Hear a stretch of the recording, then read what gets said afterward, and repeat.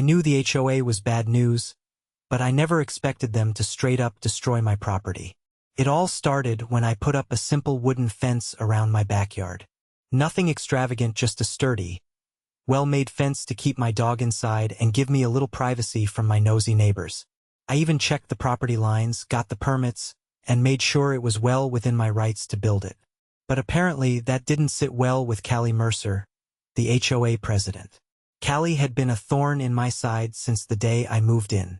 She was the type of middle-aged woman who treated the HOA like her personal kingdom. The kind of person who thought her clipboard gave her supreme authority over everyone else's property.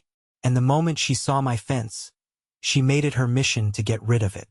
"The fence is an eyesore," she said when she stormed onto my porch unannounced. "It doesn't match the aesthetic of the neighborhood."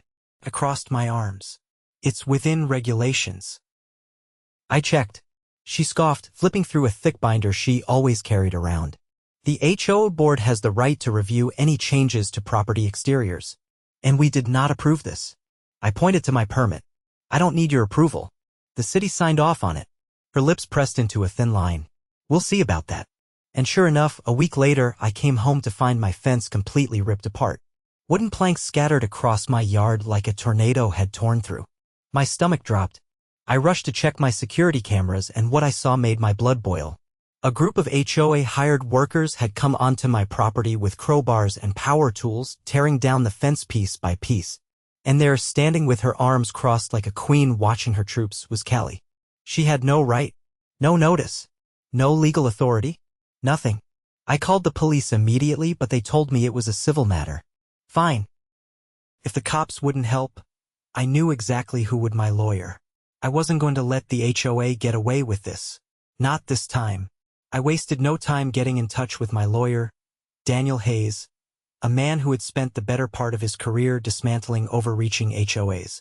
After sending him the security footage, he wasted no time filing a lawsuit against the HOA for destruction of property, trespassing, and damages.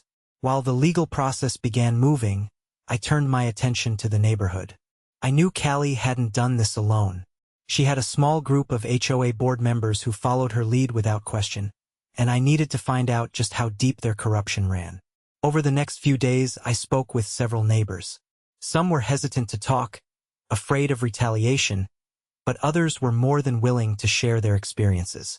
What I discovered was worse than I expected. Callie had been running the HOA like a dictatorship for years.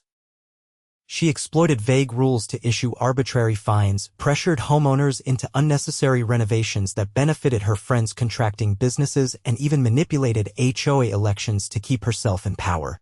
One elderly couple, the Carters, told me they had been fined repeatedly for lawn violations despite hiring professional landscapers. Another neighbor, Miguel, revealed how Callie had tried to force him to repaint his house 3 times in 2 years, always insisting the color was out of compliance, even though it matched the approved palette. I documented everything. Every story, every unjust fine, every instance of manipulation. I wanted to make sure that when this lawsuit hit, it wasn't just about my fence, it was about taking down the entire corrupt system Callie had built. Then, just when I thought she couldn't sink any lower, she proved me wrong. One afternoon, I came home to find an official-looking notice taped to my door. It was from the HOA, claiming that due to my unauthorized construction, I now owed them a fine of $5,000. Not only that, but if I didn't pay within 30 days, they would place a lien on my home. I laughed. A lien? Over a fence they illegally destroyed? They were getting desperate. Instead of wasting my breath trying to argue with Callie, I sent the notice straight to Daniel. He was already working on our case, but this new stunt only strengthened our argument. It proved they were willing to fabricate fines to punish homeowners who stood up to them. A week later, I received the news I had been waiting for. The court had officially approved my lawsuit against the HOA. They would have to answer for their actions in front of a judge. But before that day arrived, I had one more trick up my sleeve.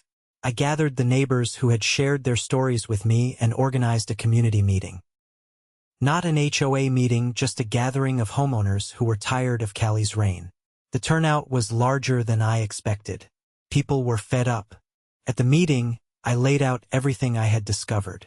I showed them the security footage of my fence being torn down, passed around copies of unjust fines, and revealed how Callie had been abusing her position for years. The reaction was immediate and furious. Several homeowners who had been silent before now spoke up, detailing their own experiences. It became clear that Callie had ruled through intimidation, but now that people saw they weren't alone, they were ready to fight back. And fight back we did. We drafted a petition demanding Callie's immediate resignation and the removal of the current board members who had aided her. We collected signatures from over 70% of the homeowners, more than enough to force a recall vote. But that was just the beginning. With my lawsuit moving forward and the community uniting against her, Callie's grip on the HOA was slipping. She had spent years bullying homeowners into submission, but now she was the one backed into a corner. And I wasn't done yet. The petition spread through the neighborhood faster than I expected. By the end of the week, almost every homeowner had signed in favor of removing Callie and her cronies from the HOA board. It seemed like the community had been waiting for someone to take the first step, and now that they saw real action being taken, they were eager to be part of it. Meanwhile, Daniel kept me updated on the legal front. The lawsuit was officially moving forward, and based on the evidence we had, things weren't looking good for Callie. The security footage of her overseeing the destruction of my fence was damning, but the fabricated fine and the threats of a lien only made it worse. Then, just when I thought we had Callie cornered, she pulled another stunt that took things to a whole new level. Late one evening, I returned home to find my front yard had been vandalized. My flower beds were trampled, my mailbox had been ripped off its post, and there was a large red notice taped to my front door. It was another bogus violation from the HOA, claiming my property was in a state of neglect and demanding immediate corrective action. I knew exactly what had happened. Callie was retaliating. She was losing control, and this was her way of lashing out. But all she had done was hand me more evidence to use against her. I checked my security cameras, and sure enough, I caught exactly what I expected. A group of Callie's most loyal HOA lackeys had come by under the cover of darkness, kicking over my plants and yanking my mailbox out of the ground. And standing a few feet away, watching the destruction unfold, was Callie herself. I forwarded the footage to Daniel immediately. He wasted no time filing an additional claim for harassment and property damage. Callie had already crossed the line when she had my fence torn down, but now she had escalated in a way that was impossible to ignore. The next day, I decided it was time to take the fight directly to her. I showed up at the HOA office just before their scheduled board meeting. Normally, these meetings were closed-door affairs where Callie and her followers made decisions without any real homeowner input. But today, I wasn't giving her that luxury. As I walked in, I wasn't alone. Several neighbors followed, fed up with how they had been treated for years. The tension in the room was thick as we took our seats, and as Callie entered with her usual air of superiority, she faltered when she saw how many people had gathered. She tried to regain control, acting as if nothing was wrong, but I had no intention of letting her continue her charade. I stood up, holding the petition in my hand, and laid it on the table in front of her. The color drained from her face as she read through the signatures. There was no way for her to ignore it. By HOA bylaws, a recall vote was now mandatory. Before she could come up with an excuse, I pulled out a folder filled with printed screenshots from my security footage and placed them on top of the petition. The images clearly showed her overseeing the destruction of my fence and, more recently, the vandalism of my yard. The room was silent. Even the board members who had always supported her looked uneasy. One of them, a man named Richard, cleared his throat and asked why she was on my property in the middle of the night. Callie tried to brush it off, claiming she had been checking for violations, but no one was buying it. Then, to make matters worse for her, Daniel walked through the door. He wasn't just representing me anymore. Several other homeowners had come forward with their own complaints, and he was now coordinating multiple legal actions against the HOA. What had started as my personal battle had grown into something much bigger. Daniel calmly explained that Callie was now facing not only my lawsuit but potential criminal charges for trespassing and destruction of property. If the board continued to support her, they would be complicit. The shift in the room was immediate. The board members looked at each other, realizing they had been dragged into something much bigger than they had anticipated. Richard, who had always been one of Callie's most vocal supporters, suddenly announced that he was stepping down from his position. Another board member followed suit. Callie, realizing she was losing control, tried one last desperate move. She claimed the petition was invalid, that the signatures had been collected improperly, and that she would not be stepping down. That was when Daniel pulled out the official paperwork showing that the court had approved my lawsuit. The case was officially moving forward, and Callie was going to have to answer for her actions in front of a judge. She had no more moves left. The homeowners erupted into discussion, some demanding her resignation on the spot, others calling for an immediate vote. Callie, for the first time since I had moved into the neighborhood, looked genuinely panicked. With her allies abandoning her and a legal storm coming her way, she had no choice but to step down. As she gathered her things and stormed out of the office, the entire room seemed to exhale at once. The reign of terror was over. The recall vote passed easily, and within a week a new HOA board was elected, one made up of homeowners who actually cared about the community, not just their own power. As for my lawsuit, well, Callie didn't show up to the first court hearing, which only made things worse for her. The judge ruled in my favor, ordering the HOA to not only pay for the full cost of rebuilding my fence but also cover damages and legal fees. In the end, Callie lost everything. Her position, her influence, and thanks to the lawsuits piling up, probably a good chunk of her savings. As I watched my brand new, sturdier fence go up, I couldn't help but feel satisfied. The HOA had tried to tear me down, but in the end, they were the ones who fell apart. With Callie gone, the neighborhood finally had a chance to breathe. The new HOA board wasted no time going through the mess she had left behind, uncovering years of sketchy financial decisions, unauthorized fines, and blatant favoritism. Homeowners who had been unfairly penalized started filing for reimbursement, and those who had been bullied into expensive renovations began demanding explanations. It was satisfying to watch the corruption unravel, but my personal battle wasn't over yet. My lawsuit had been a major blow to the old HOA, but Callie herself was still trying to slip away without consequences. While she had resigned, she was still clinging to the hope that she could simply walk away and avoid the legal fallout. Unfortunately for her, I had no intention of letting that happen. Daniel had been keeping close tabs on her, and what he found was nothing short of infuriating. Instead of facing her legal troubles head-on, Callie had been quietly trying to sell her house and move out of the neighborhood before the court could finish dealing with her. She was hoping that if she disappeared, the lawsuits would lose steam and she could dodge responsibility. That wasn't going to happen. Daniel immediately filed a motion to freeze her assets related to the lawsuit, preventing her from selling her house until the case was resolved. The court approved it within days, effectively trapping her in the very neighborhood she had spent years terrorizing. The moment she found out, she showed up at my house, fuming. She didn't bother knocking, just stood on the sidewalk outside, glaring at me as I walked out onto my porch. There was no trace of the smug arrogance she had always carried before, only desperation. She demanded to know why I was doing this, why I couldn't just let it go. I didn't dignify her with a long response. I simply told her that actions had consequences, and she was finally facing hers. The next few weeks were a whirlwind. The new HOA board worked tirelessly to undo the damage Callie had done, while my case against her moved closer to trial. More homeowners came forward with their own legal complaints, and soon, Callie found herself facing multiple lawsuits, not just from me but from several other residents she had wronged. When the court date finally arrived, she looked like a shadow of the woman who had once ruled the neighborhood with an iron fist. The confidence was gone, replaced by a nervous energy as she sat across from me in the courtroom. Daniel presented our case methodically, using the security footage, financial records, and testimony from multiple homeowners to paint a clear picture of Callie's abuses of power. She tried to argue that she had been acting in the best interest of the community, but the evidence against her was overwhelming. The judge didn't buy a word of it. The final ruling was brutal. Not only was Callie found liable for the destruction of my fence, but she was also ordered to pay additional damages for harassment and trespassing. On top of that, the other lawsuits against her were gaining traction, and it was clear that her financial situation was about to take a serious hit. She left the courtroom in silence, her head down, avoiding eye contact with everyone.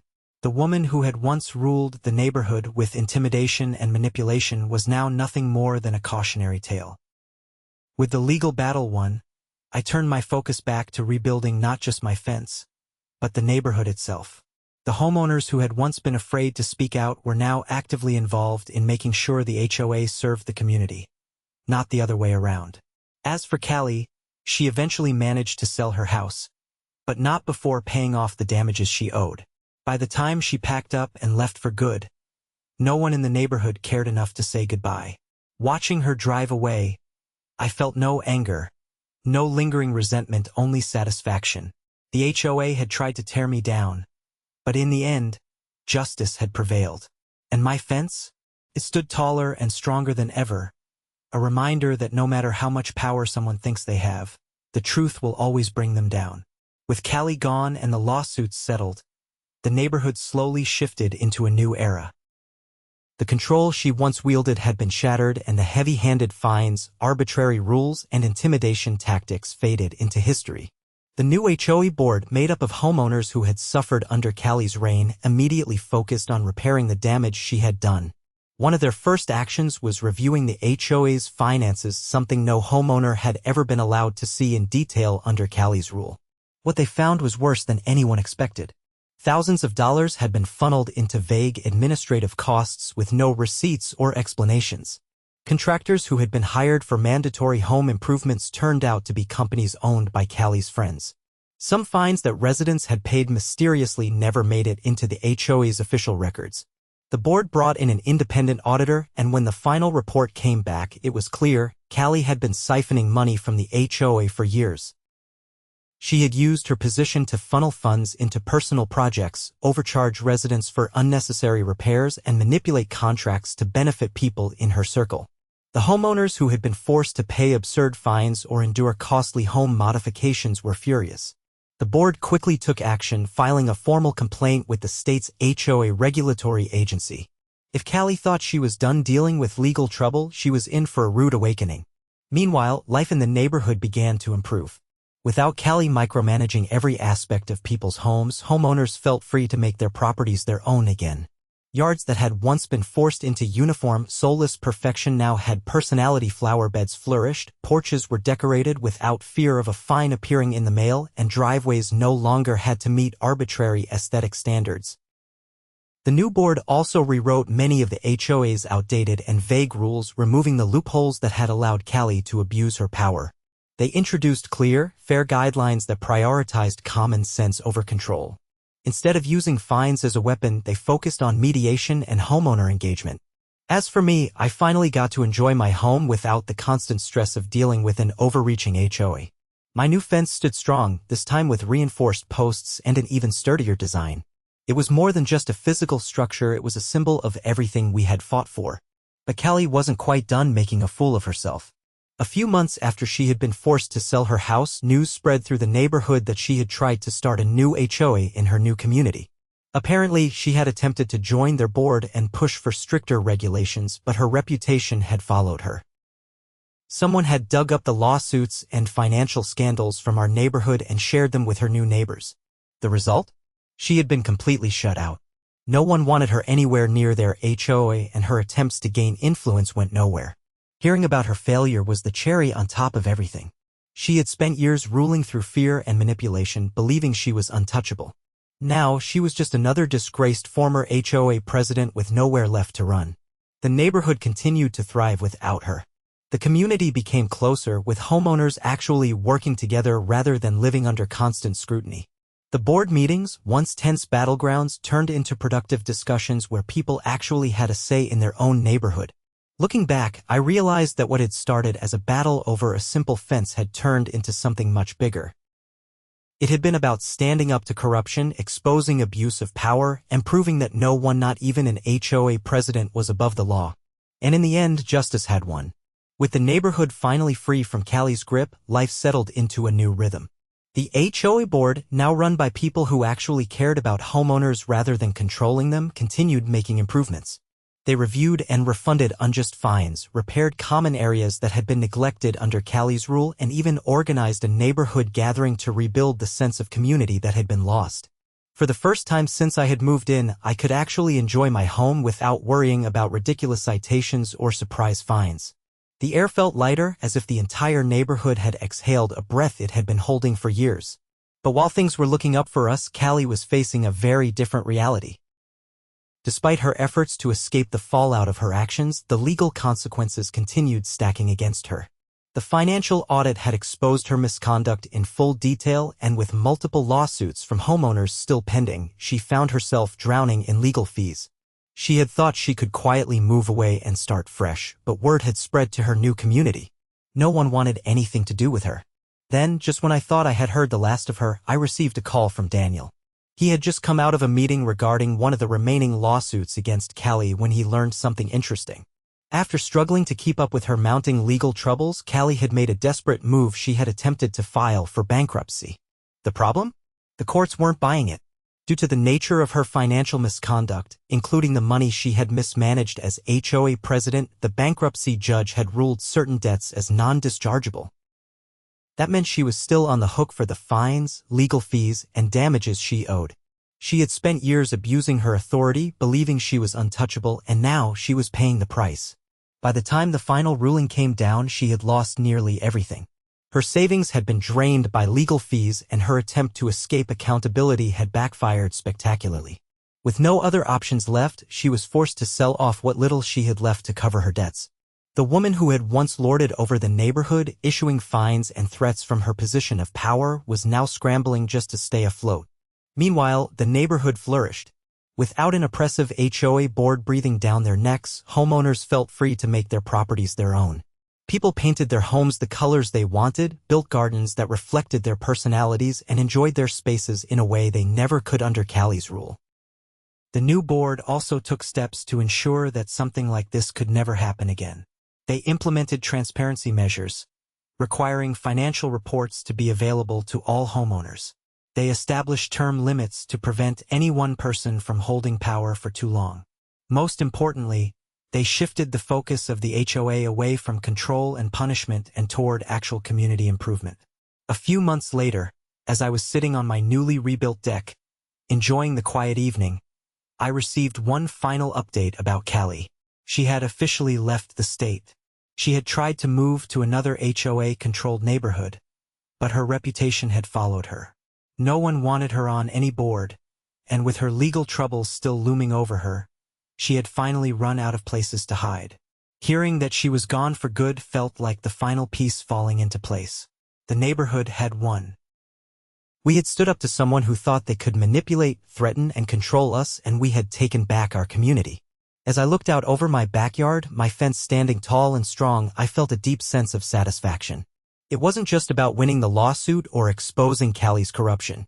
It was about proving that no one, not even an HOA president, was above accountability. And in the end, justice had been served.